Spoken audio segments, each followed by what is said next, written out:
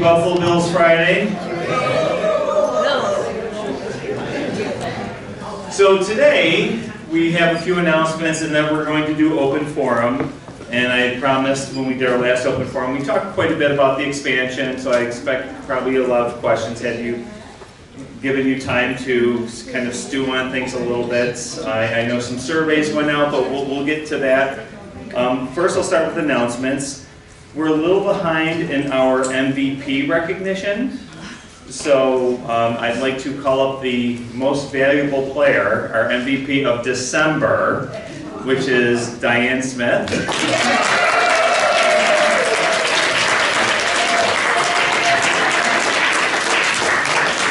So Diane's very excited to walk up. I just watched Aaron give her an elbow, like, go.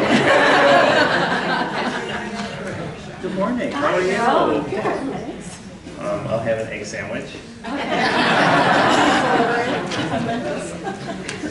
So first, I have the MVP nomination form, which came from her supervisor, Aaron Stolinsky, and it says, Diane is an outstanding employee who always makes a positive impact on our team. Diane is a hard worker who always goes above and beyond for our department. Diane has a can-do personality and puts others before herself. She is deeply valued and respected by management and her coworkers, and of course all of you in this room. And Diane is knowledgeable in all aspects of the kitchen and willingly shares her expertise. I think Lisa wants to add to this. Yeah.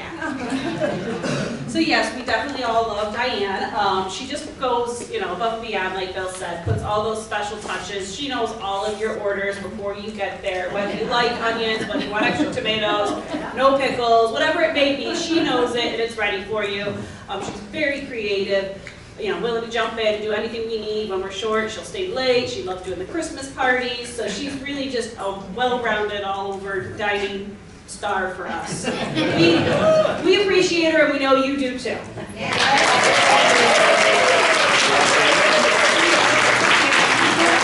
Just saying thank you. Her prepared speech, she left it in the back room. So here's your certificate and your gas card. So really, congratulations. And it's funny because I always compliment your work, and you just look at me like, this is nothing. I do this, whatever.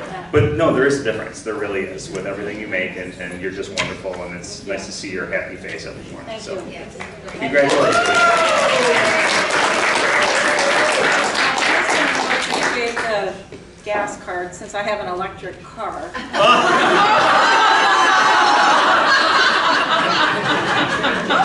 I'll trade them for Thank you, everybody. Wasn't there a commercial?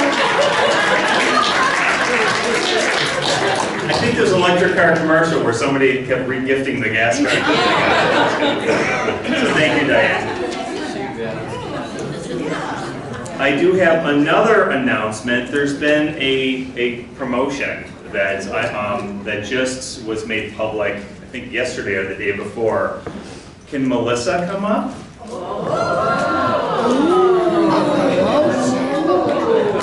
So as of a few days ago, on January 1st, Melissa last year was your financial coordinator, so she did all of your billing. And now, Melissa's skill set can be better used doing other things, we believe. And so her official title is, it's a very long title, if I get it right, Executive Administrative Coordinator. So what the heck does that mean?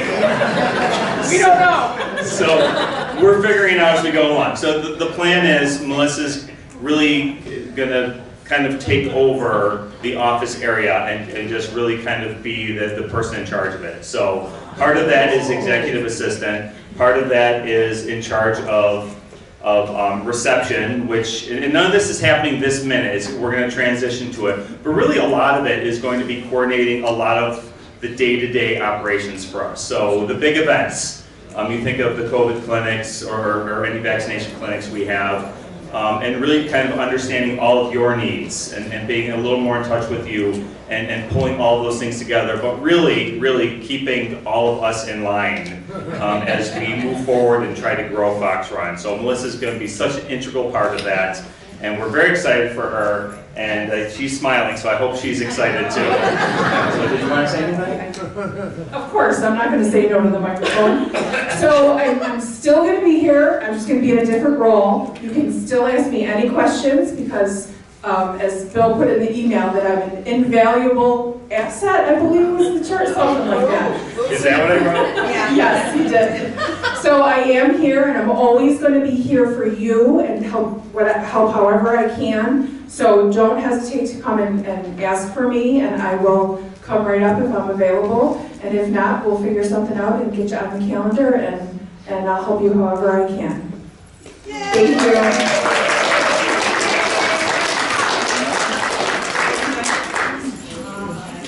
Now we have a dining announcement. Okay.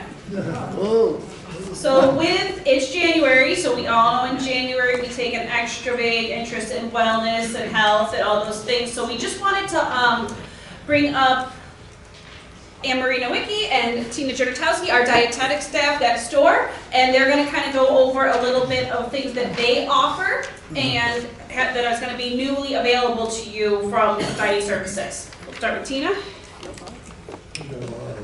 This is Anne Marie as I'm looking at her. Sorry. Sorry, Sydney. Hi. Okay. Yes, I'm Anne Marie, but I'm sure you've all seen me before. I want to talk about the teaching kitchen. Can you hear me? I'm not good with the microphone. Okay. So every month we either have a nutrition talk or a teaching kitchen. So nutrition talk is either going to be on like a trendy new diet you may see on TV or a resident requested subject. But every other month we have a teaching kitchen. So that is a live cooking demonstration with our executive chef Chris and us. So what you can do is you can come down, you can cook alongside Chris, and we pick a certain food every time. So we kind of highlight it, talk about the nutrition content of it, pick a recipe focused on it, and you're able to cook alongside him, sample it, have some fun. There is a sign up for it. It's in the activity book. There are 5 slots that are going to be filled to actually cook with Chris, but feel free to come down regardless because you can sample what we make and watch and kind of join in on the fun. So if it's full, please feel free to come by and join us. Okay. And also, we just wanted to introduce nutrition office hours to you. So Anne Marie and I are always available to the skilled nursing residents, kind of managing their nutritional needs. But we want to be present and help you as well as community members. So we'll be available for office hours, so you can come to us with any food-related questions, concerns, any dietary restrictions. We can help with diabetic diets, lactose-free, gluten-friendly. We can help you manage and navigate the dining room menu. So different ingredients that you need to either eat more of or stay away from, we can kind of help you with that. We can also kind of help with the transition between independent living, assisted living, and skilled nursing, so we can bridge that gap there. So we will be available twice a month in the Acorn Room. You can come down, it's open office hours, so just stop on down. If you do want more of a one-on-one meeting with us, then we can definitely schedule something. We're always available because we're on campus here. So if you didn't remember anything that we just said, we have it all written down for you in a flyer that will be in your mailbox.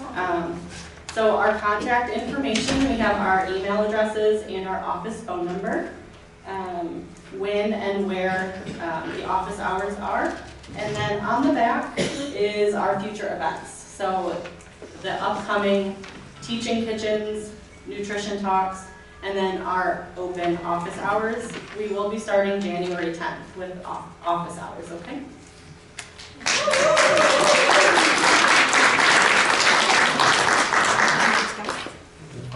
Okay, so before we get into open forum with all the questions, we do want to put a few more dining announcements out there that'll hopefully ease some of your questions as we get there. Erin, did you want to go over those? Oh, yeah. We're trying to get everybody practice up here. All right, so starting the 15th, I know everyone's been wondering about guests, and we will now allow guests on January 15th with a couple of stipulations. We just really need you guys to help us, help you with making the reservations. If you don't have a reservation with guests, unfortunately, we will have to turn you away, just because there are other residents. And if you bring 6 people in, and residents have 6 people, we won't be able to take you. So if you help us, we can help you. Okay? So that, just to clarify, that is a no limit on guests as long as you have a reservation. No limit, so the 2 is gone, okay? So with that, we will also on the 15th, and we will put another memo in your box as well, be opening the bistro for dinner 2 nights a week. So that'll go back to Mondays and Thursdays. Okay, so that's, we're going to ease into that again, go back to Mondays and Thursdays with the bistro opening for dinner. There's no limit for guests in the bistro at any meal. Both places will be open. Both places will be open, yes, the bistro and the oak room will be open simultaneously. Will the bistro have different meals? The bistro will have their daily specials as well as the always available menu, so you may see some pizzas, you may see some other things that I know you've been looking for. So the bistro will have a special daily on Mondays and Thursdays. Jim? With the reservations, do you take reservation lists from the app first, or do you go to the phone first? All Now, reservations. that's not a funny question, because Repeat the question. So the question is, do we take reservations from the phone first or from the app? So On the if you app. wake up at 4 in the morning and put a reservation in on the app for, say, a table of 8 in the Acorn Room, or if you call at noon for a reservation in the Acorn Room, we'll take whatever one we get first. And it depends on the day. So it depends on it depends on the day of which one we get to first. We don't have a set policy, so. We don't want anyone to try to book the Acorn Room every day just because. Please reserve that for guests, special events, things like that. If you have a table of 8, you will get a table of 8. It may be in the Oak Room, and it'll be wonderful. But try not to jump ahead of somebody who may have family coming in from out of town and might want a little bit more of a private setting. Now, the So app, Janice, there's no priority between the app and the phone call. It's whichever one they receive first, that's all. and with the app, you can go like 5 days. How many days? I mean, I could go till next week. We just want you to respect the system, okay? So if you know you need a reservation, you can place that, but don't try to find the loophole and make it work too much in your favor. Just be respectful of your other community members, because we want to make sure everybody has a seat. And I know there's probably a lot of other dining questions that we will absolutely get to in open forum, but I believe there's a few more announcements, correct? So I want to be respectful of their time. So I think Becky has some announcements, and then sit for the rest of the dining questions, okay? Hello, everyone. I have a few announcements. We have seated volleyball next Friday at 1 o'clock. Participation has not been great. So come in, find out how fun it is. And I expect to see you there, Bill. I'll be there. Oh, good. All right. Awesome. And now I want to announce that Fox Run is going to have their Winter Olympics again. We haven't had it since before COVID.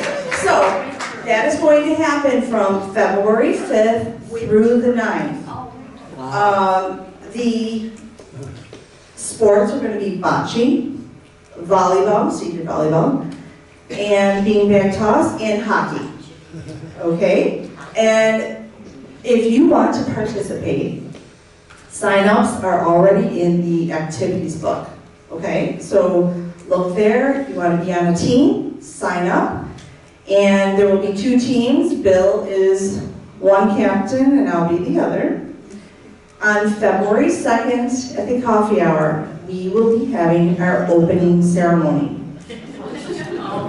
Yeah, and then the Winter Olympics will start the following Monday, February 5th.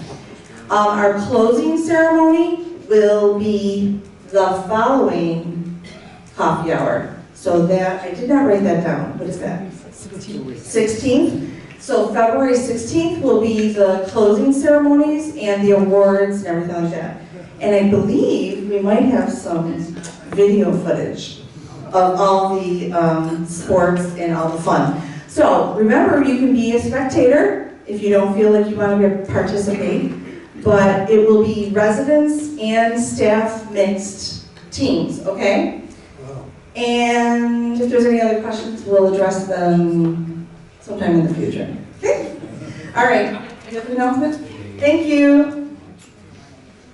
Good morning, everybody. Hello. So the only announcement I had today is we are having our first Spiritual Life Committee meeting this coming Tuesday. That's going to be at 11 o'clock in the Creative Arts Room. So if you'd like to be part of the committee, you can please contact myself, Betty Christ, or please attend the meeting. So we look forward to seeing you there and get some good participation for that. Yes, Vic. You can tell them the ecumenical service at 4 o'clock will resume this Sunday. I'll be preaching, then Bill Russell, and then I've got friends from the Hamburg Church. It's continuing now. We had an interruption. That's done. And we're on for communion this Sunday.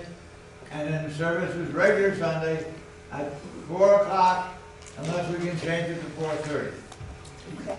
Did everyone hear that? Okay. Yep. So, okay, ecumenical service will continue. It'll 4 o'clock this Thursday. Sunday. I'm sorry, Sunday. Thank you. This will continue for the next few weeks. So thank you, Vic, for that. And the only other thing I had was our wellness office assistant started this week, Debbie Martino. She was just here one day this week, but she's going to be with us 2 days a week, 2 5-hour days helping Lori. So if you see someone else up in the wellness office or you see her around campus, please give her a warm welcome. She's excited to be here and we're excited to have her. Do we have any resident announcements? Mr. Wiesen asked me to announce the next Friday coffee hour, so 2 weeks from today. We are having an art conservationist come and talk. He is from Buff State, and he is the director of the program. And what the program does is they restore art, paintings, sculptures, things from all over the world. They travel, this group of graduate students travels the world to restore this art. So he just wanted me to announce that and invite everyone to come, because he's looking forward to a full house, to have our guest speaker welcomed and listen to what he has to say. When is that? That is our next Friday coffee hour, 2 weeks from today. So what is today, the 5th, so that'll be the 14th, 24th. Yes, Bobby? I just wanted to add to that, Melissa. This is a very famous program, but little known among Buffalonians. But they have 6 master's degree candidates every year, and they come from all over the world. They restore rare fabrics, and it's fascinating. And Roger and I went to an open house for them. I couldn't believe it. I lived here all my life and knew nothing about it. So this is a very rare opportunity to hear him speak, and I know you're going to love it. Okay. To reiterate what Bobby said, this is a very unique speech that this gentleman is going to be coming and giving to us. So please come and make him feel welcome. Mr. Leonard, let me give you the microphone. No. With respect to what said about the art, if you go to the right graph in the welcome area, the lobby and around, a lot of those murals that were almost thrown out were restored by Buff State. Thank you. Sue? Concerning the senior center up the road, you must renew your membership, even though you had a membership last year. It means physically go to the senior center, proof of address, a bill will do, or your driver's license, and they're making you fill out all the paperwork. If you've never had a membership, it's very simple. Fill out the paperwork, you'll be given a fob, and then it entitles you to all the free programs that they have at the senior center. Thank you. Any other resident announcements? I didn't pay her for that. I do have one thing I missed, and I apologize. I failed to give out a star today. So Wendy, can you come up? Oh, Wendy just gave Pierre a dirty look. Did you see that? I saw it. So every year, thanks to your generosity, you as our community members, wow, you're shiny.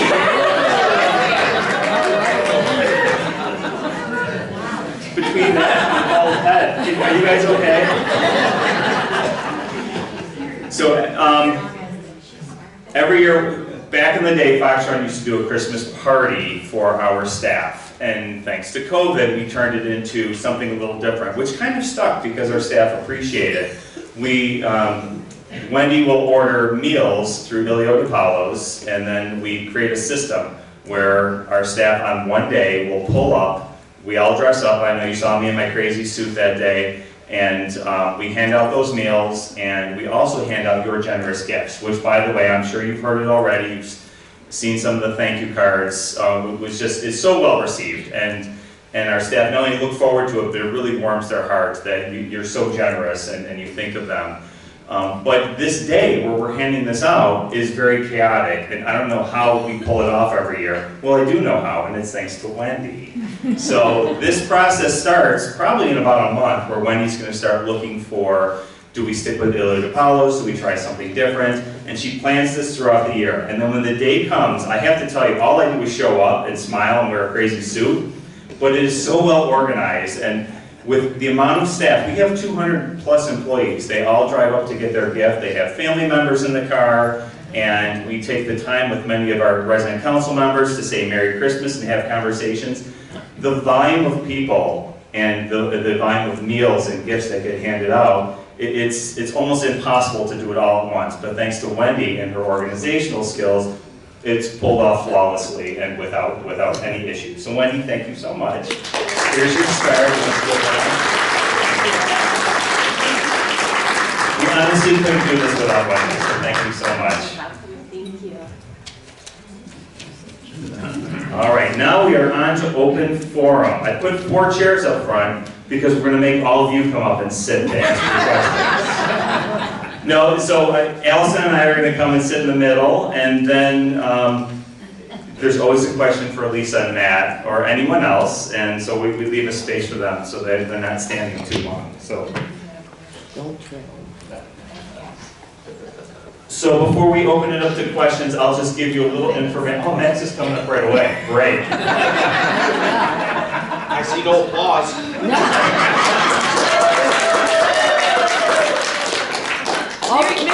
Mary Lou, did you move this? I'm good. Okay. You guys are great. So we had done an open forum in December. We talked about the expansion a little bit. So I am expecting some expansion-related questions. And I'll just start with letting you know, we have gotten many of your survey results with some of the things you may be looking for in the common areas, some of the amenities that maybe need enhancement, improvement, maybe some changes. And we're getting some great ideas. We really are getting good feedback. Some of you have used these survey for other things, like dining concerns, but really it was meant for the expansion and how we can serve you better with this process. As I look through many of these surveys, and again, it's just a quick glance, and we're going to report back what the results were. A couple things stood out. I know the concern about carports was brought up. And that's something we're trying to address with the architects to find space to bring those back in the plan somewhere. I'll give you an update on where the plans are. Another thing came out is about communication and how a common theme was you're not taking into account any of our opinions. We live here, and I try to tell you that's not the case. And what's the best way to prove that. I know we've gotten your ideas over the years. We're doing a survey. We've asked questions. We've done this forum. We're gonna try something different coming up in 2024. Does anyone remember neighborhood luncheons that we used to do a long time ago? Yes. Sue, thank you. So, way back, pre-COVID, we would do a neighborhood luncheon. And what that means is we'd find, say, a hallway, and say the second floor and the wing right behind my office. And we would invite all of you in just that wing to come have lunch with us on Fox Run with Allison and I, and we go around the table and you introduce yourself. And it was a way for you to connect with your neighbors. And sometimes you've already met your neighbors, but you may say something, well, I'm from South Buffalo and I did this. And then there's a click, and now there's kind of a better, I guess, contact point, more of something in common. We'd like to bring those back because there's been so many folks here. In fact, when I said, do you remember the neighborhood luncheon, there's only one person. But we'd like to use that venue to communicate more about your concerns and questions and ideas for the expansion. So in that venue, we're going to start later this month. In fact, Melissa, Allison, and Lisa and I are going to get together next week and have a meeting when we're going to start doing these. We're going to do them every week. And it'll be more one-on-one time. I say one-on-one, it'll be in a small group, because one-on-one, there's a lot of you, and it'll take a lot of time. But if we have small groups of, say, 8 to 10 people, it'll give us that personal touch where we can hear from you about anything. But I do want to be able to talk a little bit more about the expansion in that venue. So hopefully that helps the communication process. And we'll continue to do open forums. We'll continue to give you updates in your newsletter, in your mailbox if something stunning happens. But just the final update is we are hitting another snag with the town of Orchard Park. We're supposed to go to the planning board on the 11th to present our alternate plan. As you may remember, our first plan was rejected by the Zoning Board of Appeals, and we had an idea to go back with something a little different that's still feasible and still helps us reach our goals. And the town took us off the agenda for a few reasons, which I won't get into.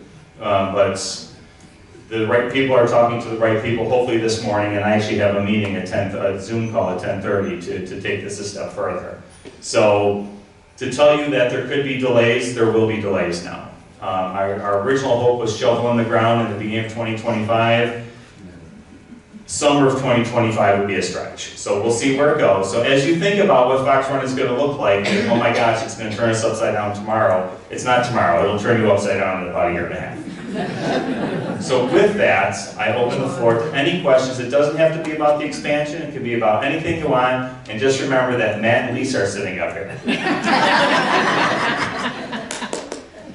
Any questions? Sue, thank you for saving us. Oh, I have a whole list. We can't wait.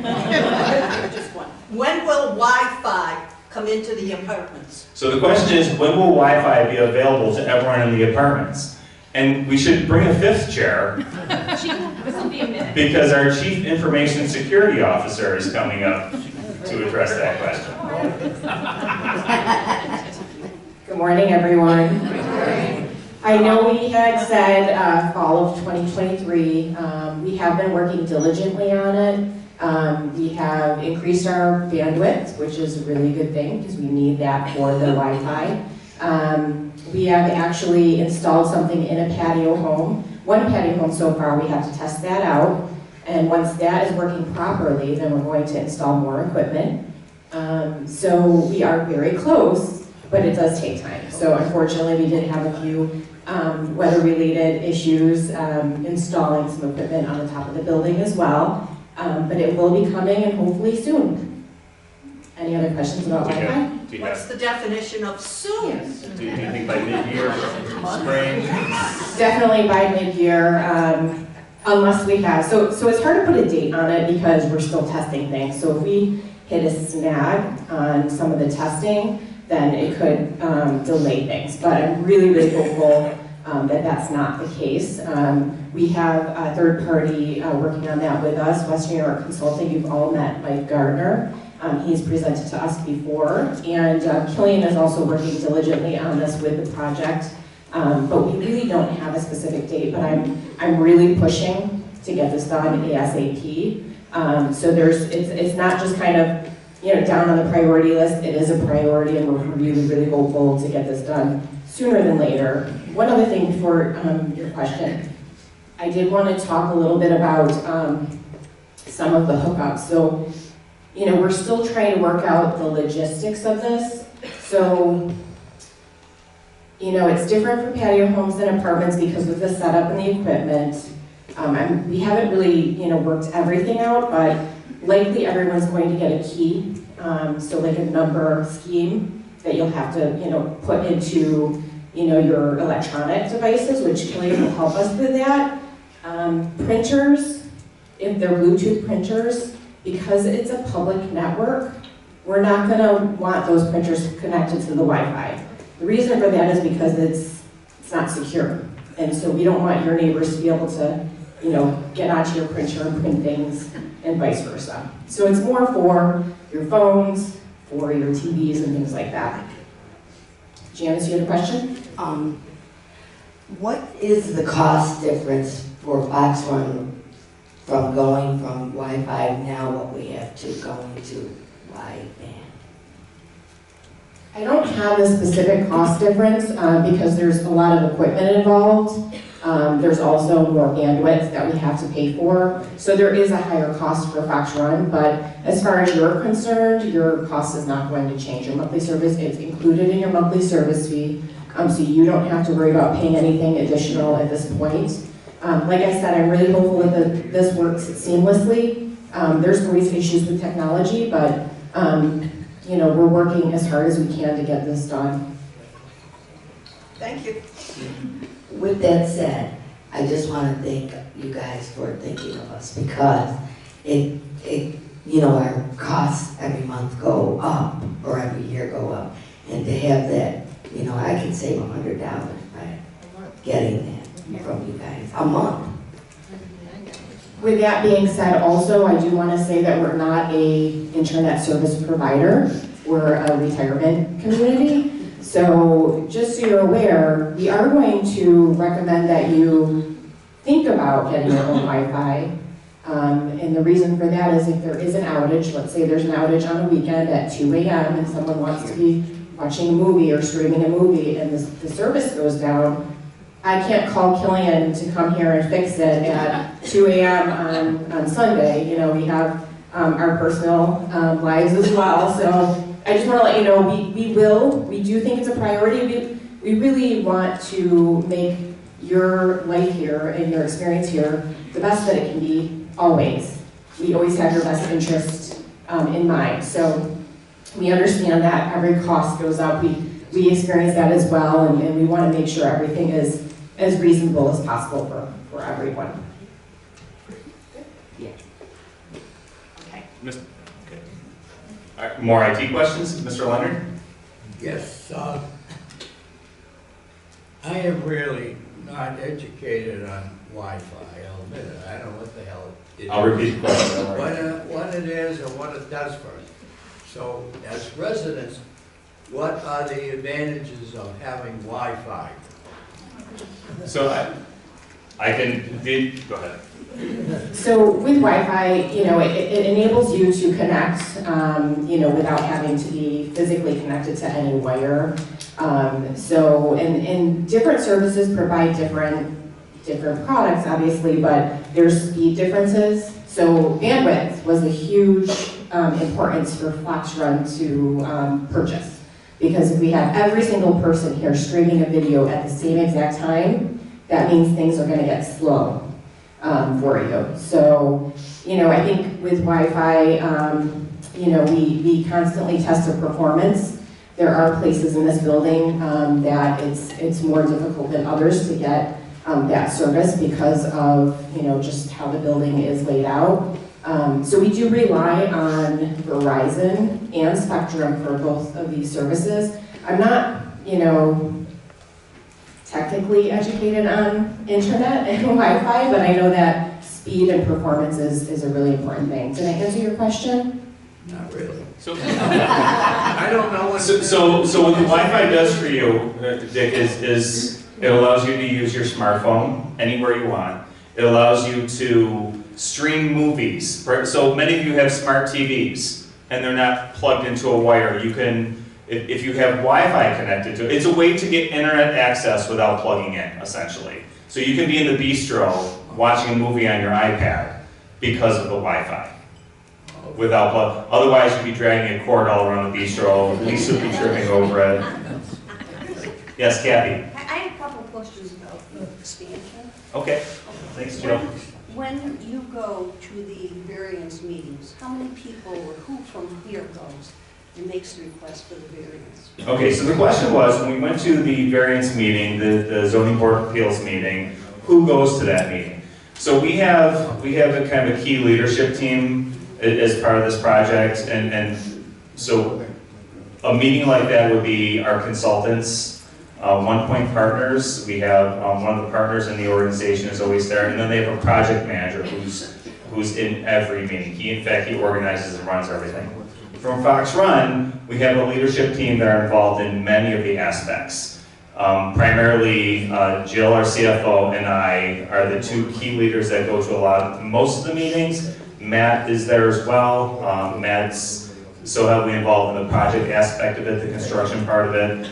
And since those are kind of the main three for a lot of the pieces, but as it broadens out, because it impacts dining, Lisa's been quite involved, and now Allison's been brought in the loop as well. Mary Lou has been a big part of it, just because of the knowledge base and who needs to be there to understand. Really, it's a team effort, but if you're asking specifically for those meetings, it would be our attorneys, it would be our architect, a representative from our development company from One Point, and myself, and then Jill.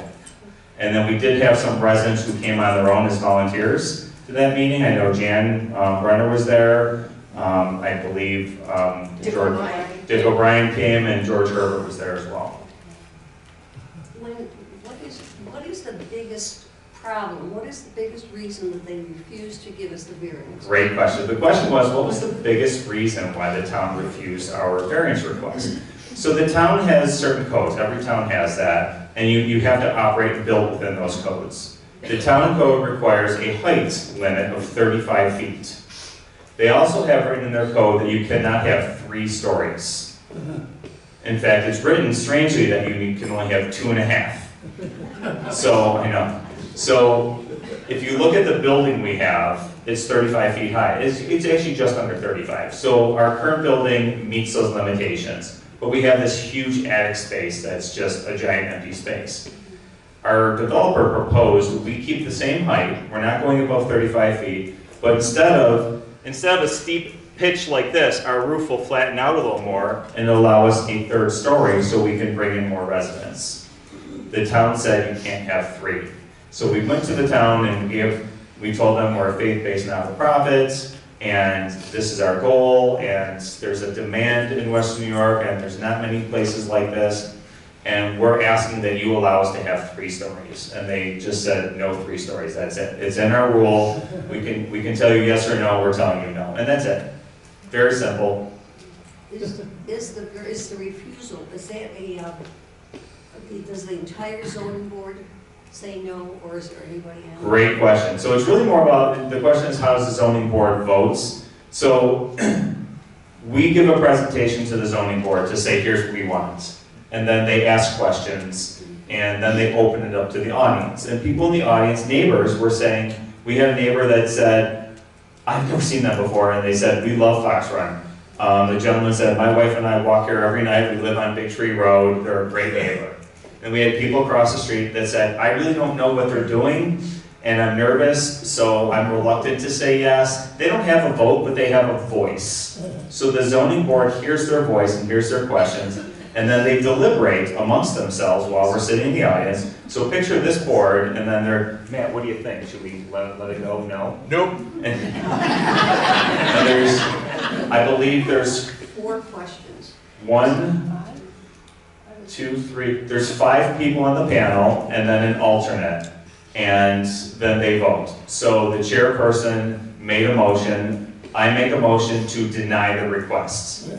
And then they voted. The first person said, I vote to deny. The second person said, I do not, I vote in favor of it. And then the other people. So we lost 4-1, so 5 votes.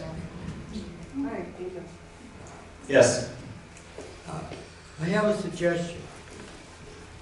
The Buffalo Bills really want that change, that variance, because they want to have buildings that go up and people that want to put restaurants, hotel, or whatever. So they have a lot of stake.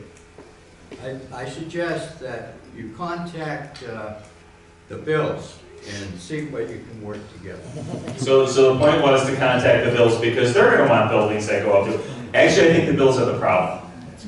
So, and the reason I say that is we had an offline conversation with parking lot with one of the ZBA members, and they said, we know the stadium's being built and there's going to be a lot of requests for variances over 3 stories, or over 2 stories, or 2.5.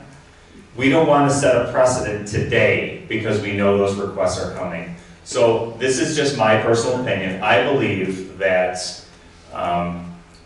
that by saying yes to Fox Run, it opens the door to automatically saying yes to everyone else, and they lose their leverage. And it's actually a smart business decision. It doesn't work for us, but the town wants to maintain their leverage for when they get all those requests. They lose their leverage once they say yes to us. So they didn't want to set a precedent by allowing Fox. I don't believe it had anything to do personally with us or you, Mr. Leonard. It was more of setting a precedent to open the door for future development. They're going to let them do it, I believe. They just don't want to say yes today. Maybe they set precedent so you get it too. They could. What about the beer place down next to 219 that's so high? That would be West Seneca. So that may be West Seneca, and I don't know that it's over 35. No, it's Orchard Park. It's only 35 feet. Yeah. You'd be surprised. It's actually 2 stories, and I believe it might be 35. Yes, Mr. Flippia. She's talking about the New York Beer Project, yes. It's 44 feet high. It's 44, wow, very They good. also made a statement that their information is sort of ambiguous. They don't really count the attic because they only count living space. They got an article in the Bee. They think they shot themselves in the head. Let's all go down and protest. So Joe Flipiak said that the rules are ambiguous. If you read the codes, they leave the door open for questions left and right. And I believe that one, he said, is 44 feet, so it's about the foot. I don't believe it's 3 stories, I believe it's 2, but they're not counting the attic space, so perhaps that brings them down below and puts them within code requirements. It's a game. It's a that's why I'm not in politics. I don't know if I can handle it. Bill, Yes, Janice. when you want us to charge that room, we will be there in force. I don't know if that's good or bad, but thank you, Janice. Yes, Vic. Among the amenities you haven't mentioned, why not have nursing service for us the weekends? We get sick on the weekends. Okay, so the question is, among amenities, should we have a nurse on weekends? I'm going to start with our wellness nurse. We don't have a license to treat you. So our wellness nurse should only be doing blood pressure clinics and checking in on you to see how you're feeling. So I'm not supposed to know if our nurse is coming to your apartment and taking your temperature, changing wounds, because we're not allowed to do that because we don't have the license. So I know that that's not exactly what you're asking, but I need to just make that clear, is there is not hands-on care. And hands-on care could be very limited to changing a Band-Aid. So we're not allowed to do that in independent living because we don't have the license to do it. But it would be nice to have somebody on weekends. Then maybe something, once we grow, once we add these new units, that's something we can consider to bring in a person who can be available on weekends. It's also hard to find a part-time person that wants to just work weekends. And I think too, Vic, this concern was brought up recently, and we do always have a manager on duty on the weekends. I do want to comment on that. We have directors and a few of other team members that work over in the health center. So always go to the receptionist, utilize the manager on duty if you have a concern, and that person can get a hold of myself, they can get a hold of Lori. We're always accessible for you in that capacity. And in emergency situations on a weekend at 2 in the morning, all of us are notified. If it's something that breaks down, Matt's called right away. He's literally woken up in his sleep. But if there's an illness or somebody has to go, say, out to urgent care or a hospital, we are made aware. But again, we rely on our paramedics and that 911 to do that. But if you're just not feeling well, I get your point. You'd like to have somebody you can talk to, and I think that's something we'll put in the mix once we expand. Thank you. Yes. I had a question about parking spaces. Mm-hmm. How many parking spaces are there now? And how many will there be if and when there's an expansion? Okay, so the question was about parking spaces. How many do we have now, and then when we expand, how many are we going to have? I don't have a number. I know it's written down in some of the plans. It would take me a while to find it, but that's a great question because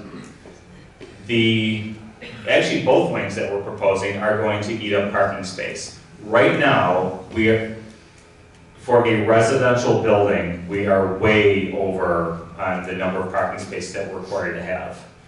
The reason for that is we're zoned commercial, and we need more spaces as a commercial property, which is, I know it's very complicated. But as for the need for Fox Run, we have civil engineers who have been studying this. They've been taking drone footage and counting the number of open spaces at different times of day, and they look at what our need is and what the use is. They've also, as part of the design of putting in a new building, have added new parking areas to make sure that we have the appropriate number of spaces per unit and per expected need. So the actual numbers I don't have for you, I'm sorry, but parking is a big part of it. And we actually have, Marathon is the name of the consulting firm. Their sole purpose is to make sure we have the right number of parking spaces.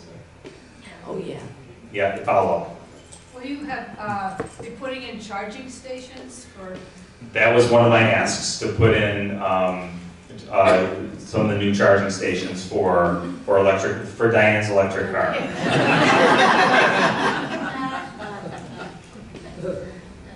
Yes, Jan.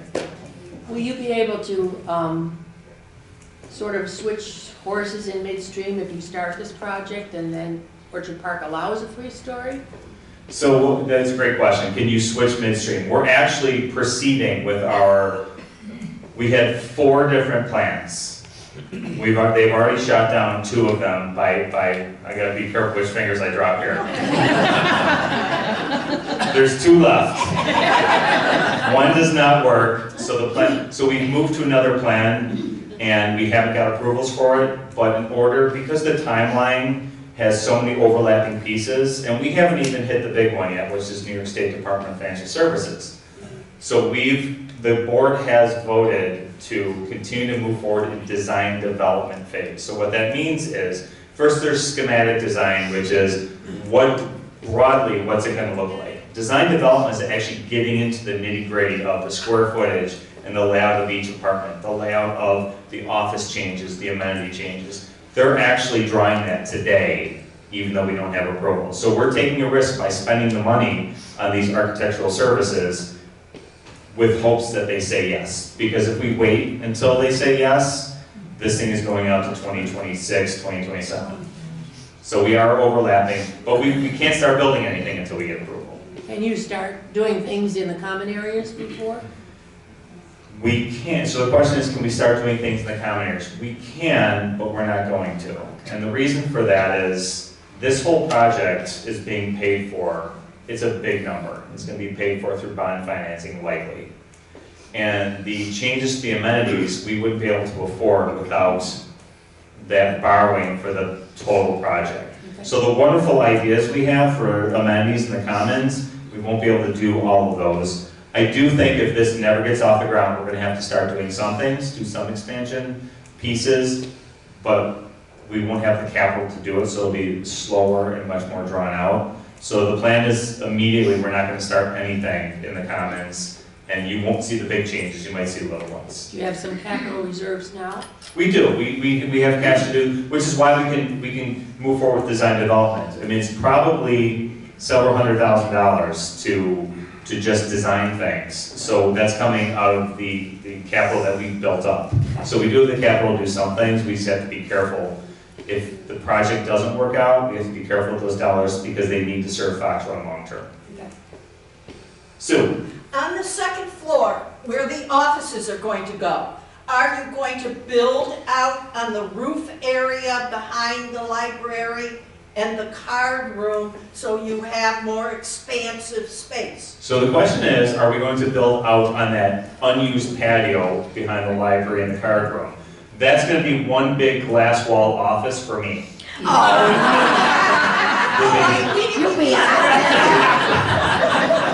So we are, the plan is to move out over that space a little bit, not entirely, just because it's unused space. Again, that's a huge cost to be able to do that. So Sue's point was, if you haven't looked at the plans, the offices are not going to be downstairs anymore, they're going to go up. Some offices will be, but the majority of administration is going to go upstairs, and there's not enough space with just the card room and library now. We will have to go out onto that patio a bit, but there'll still be some excess patio out there. And there may be access to it.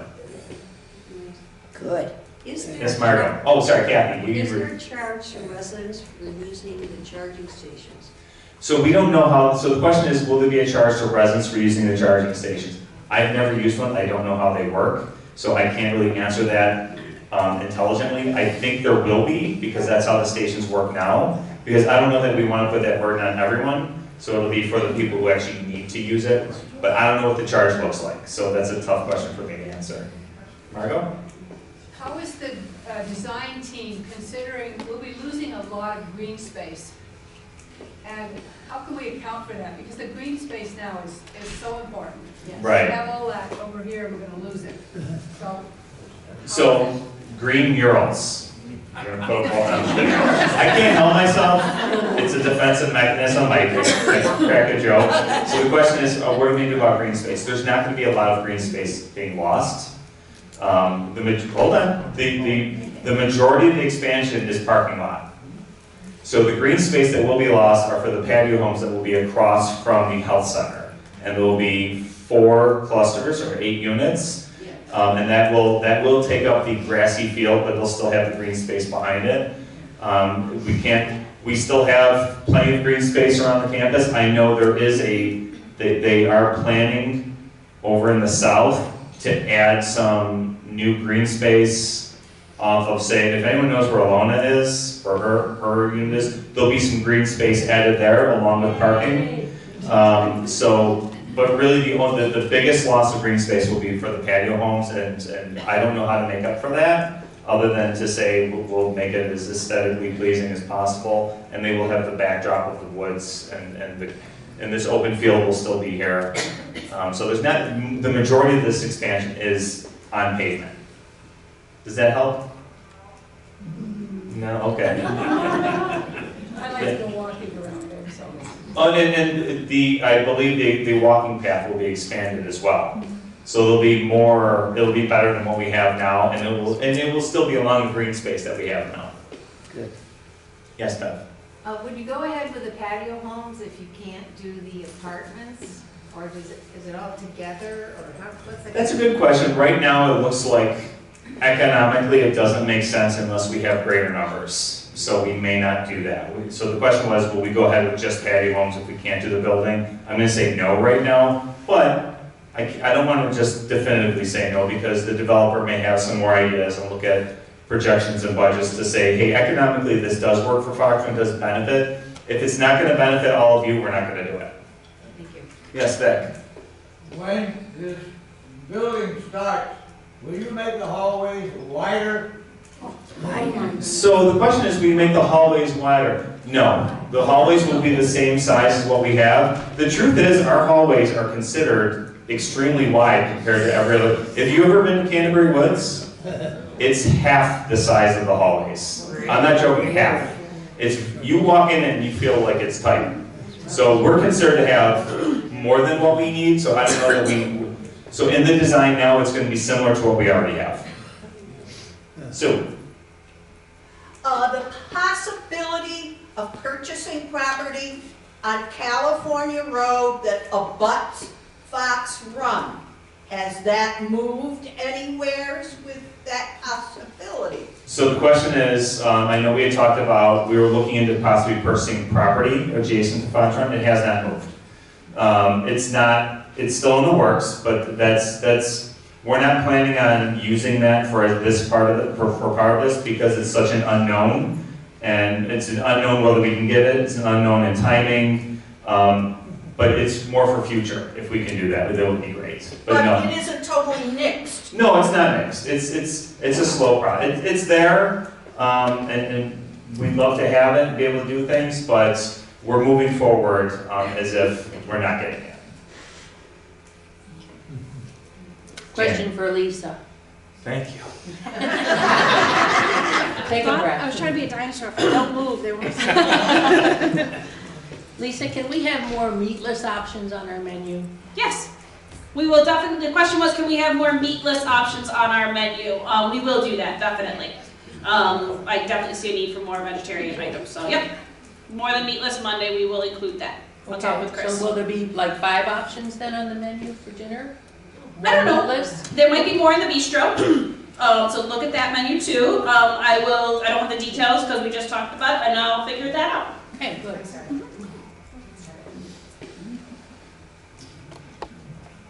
Lisa. Yes, Janice. One of the things that I would like to see change, and it doesn't have to be today. Good.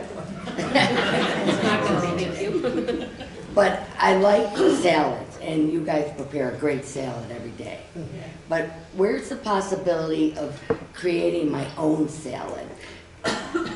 So you know, that like is- looking at different things. That is something we've discussed. We actually recently went to a place, and that is in our expansion design. I don't know if that would be something if the whole product, we could work on that separately as well. But yes, we will have more, as we get the more staffing, more pasta nights, more salad bars, more grain bowls, all of those things we've done in the past, those are all gonna be coming back. So you'll see all those soon.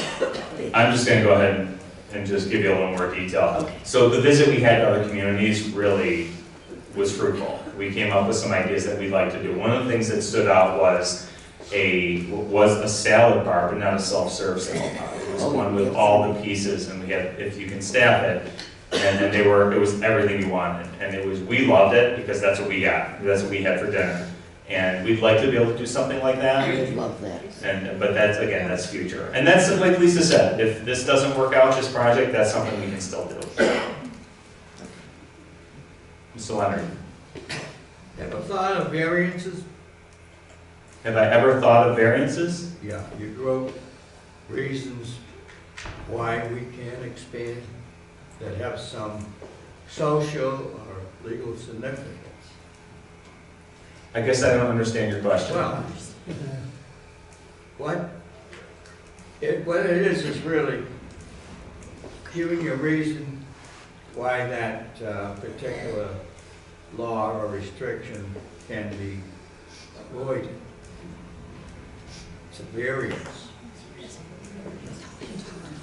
Okay, maybe we can talk, I don't want to take it, because I do have to go on a Zoom call in a minute and a half, so maybe we can, because I still don't follow what you're asking. You're talking about the variances for the code and why they have the code? Yes. Okay, so.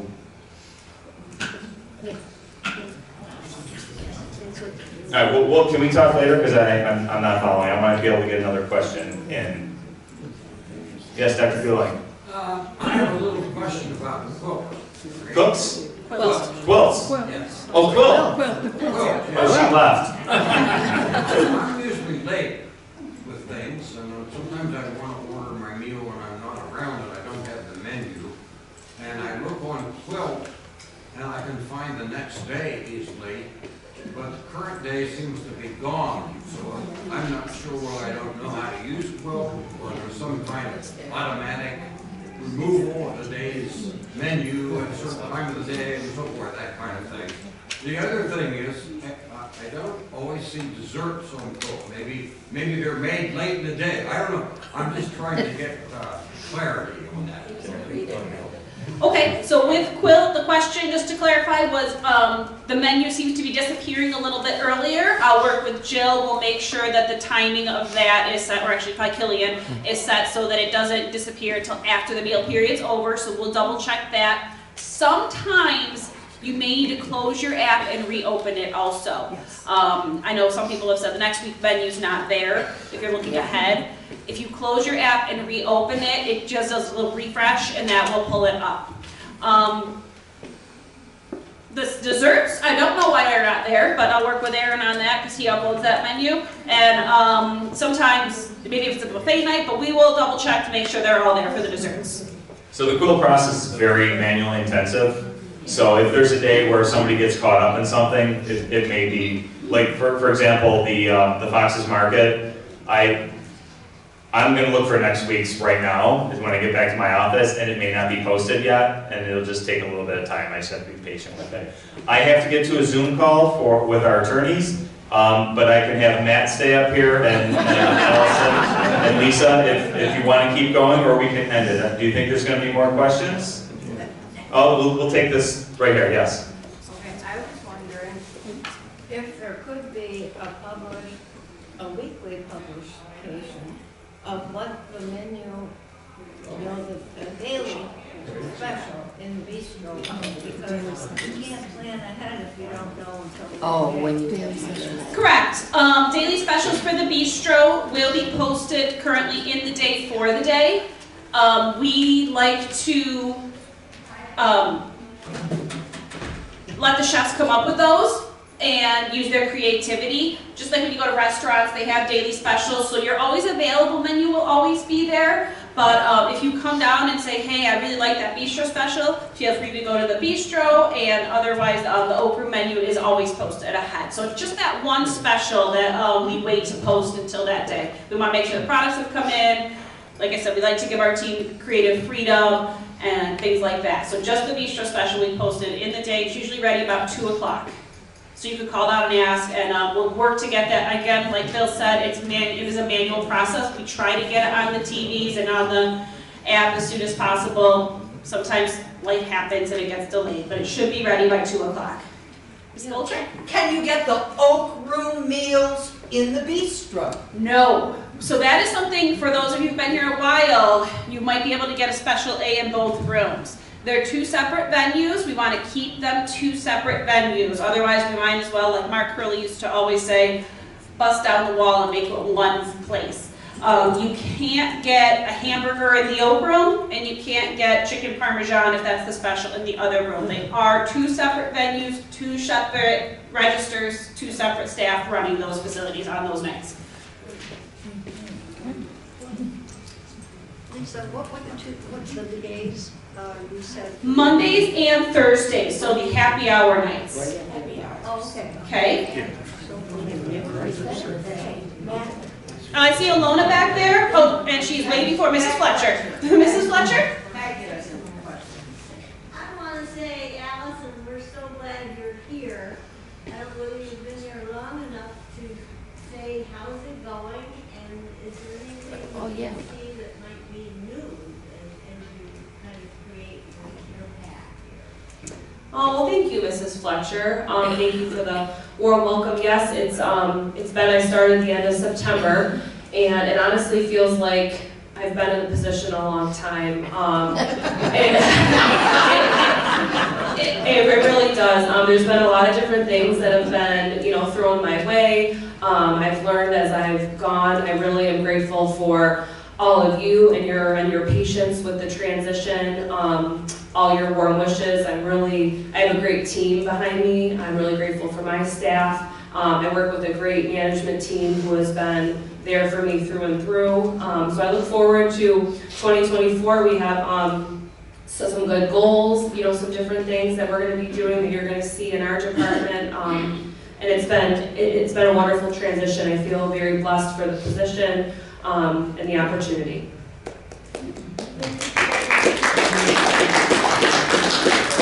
Yes. Can you share any of those goals? I still have to get them to my boss, actually. We're working on the business plan, so I'm not going to elaborate, but I will in the future. Thank you, Peg. Okay.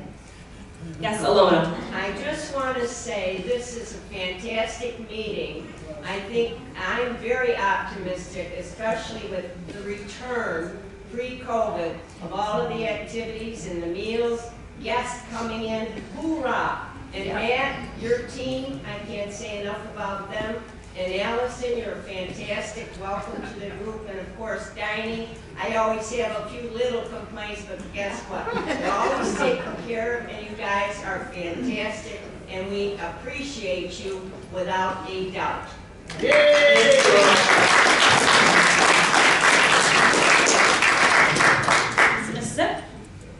Lisa, will we be getting the Sunday buffet back again? The Sunday buffet, we've switched to the plated quite a while ago. We get mostly positive comments on the plated. A lot of people didn't like the buffet as well, so I think we'll keep the plated. We may do buffets for special events. We were talking about potentially Easter and Mother's Day, bringing back the big buffets. But right now I think we'll keep them as the plated meals.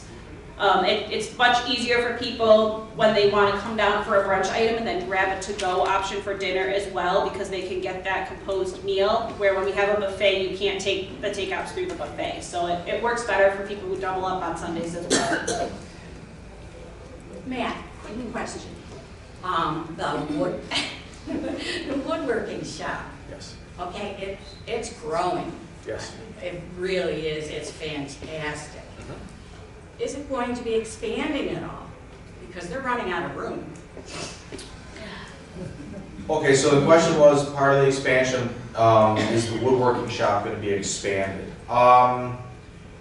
It wasn't discussed to be expanded. It definitely wasn't discussed to be removed at all. We want to keep, no, of course not. But it's something that we can start looking into. If you can, I'll stop in there and we'll start talking to the guys and see what more they're looking for. I think some of the stations can be more efficiently ran because of the areas that are there. There are certain areas that aren't being utilized. So maybe if they're looking to expand on certain things, maybe we can try to reorganize what we have and kind of go from there. But yes, I'll start looking into that. Thank you. You're welcome. Thanks. Is that it?